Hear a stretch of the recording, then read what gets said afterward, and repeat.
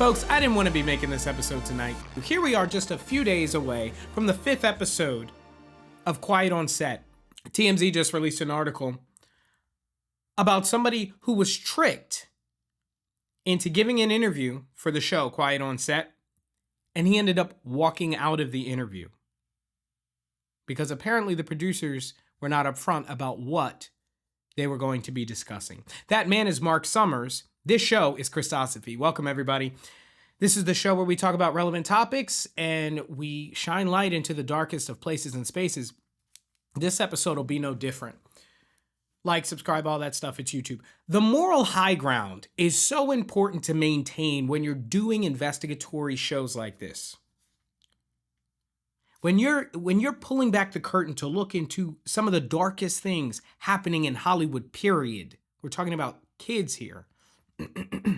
It's so important that you're on the up and up, that you're dotting your I's and crossing your T's. Why? Because if you're not, it jeopardizes the credibility of the entire operation and all the actual victims who actually experienced trauma from this show, all the sexual innuendo. We don't even have to guess about that. There are tons of episodes for people saying, oh, well, that's alleged. There are tons of episodes out there you can go and watch with kids being the butts of, no pun intended, explicit jokes and jokes full of all this innuendo. Okay, so that part is true.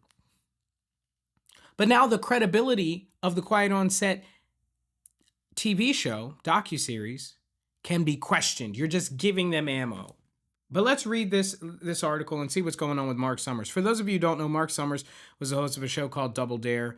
He wasn't really involved with Nickelodeon in the 90s, or I think it was 93 when he was pretty much gone. So Dan Schneider's reign of terror, you could say, he wasn't really privy to. At least that's what we thought.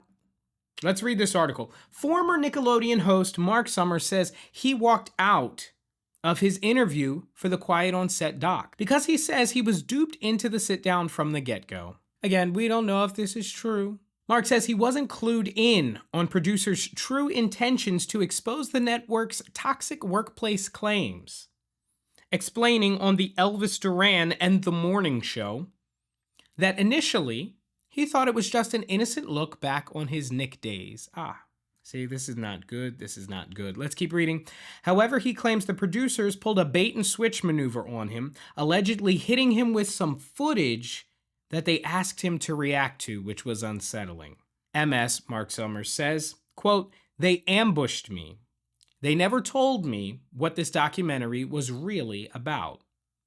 And so they showed me a video of something that I couldn't believe was on Nickelodeon. And I said, paraphrasing, well, let's stop the tape right there. What are we doing?" End quote. See, Marc Summers may have walked out of this interview because he was going to get exposed and he knew some things about what was going on. And when he saw that footage, he knew he was in trouble. He also could have walked out of the interview because the producers were not being honest about what the interview was about. And they were trying to get him in a gotcha moment, which is also immoral. And thanks to that, we may never know. We may never know why he walked out. If they told him what the interview was going to be about, and when they showed him that footage, then he walked out, we could speculate all day long that it was because he knew stuff. You delegitimize the docuseries. Let's keep reading. When they finally spilled the beans that the documentary would be diving into actor Drake Bell's teenage SA, okay, by Nickelodeon dialogue coach Brian Peck, aka Pickle Boy, along with accusations against Dan Schneider, Marc says he threw in the towel and walked out it completely. It did say walked out it. 6 weeks later, Marc says he was told he was nixed from the doc. But then 2 weeks after that, he was told he was in the first part of the doc because he, paraphrasing, spoke positively about Nick. Now we have to question all the motives of ID. And this is a problem with the system examining itself. Let's not pretend like ID and discovery is not part of the media machine, not part of Hollywood. And so you essentially have the system with all of its flaws examining the system with all of its flaws. So am I surprised that we're getting unethical things happening in production? I guess I can't be. But now you have to question the motives of why they put Marc Summers, at least a portion of his interview, in the series. Were they doing that because they wanted to make him look bad? With him saying all these good things about Nickelodeon right before they exposed all this darkness about Dan Schneider, etc.? Or were they trying to maybe show a balanced approach that, hey, we have some people who talk positively about Nickelodeon and some people who are explaining their concerns and the trauma that they went through? Now, I don't want to exaggerate. Am I saying that the entire Quiet on Set docuseries is of no effect now and everybody's a liar? Of course not.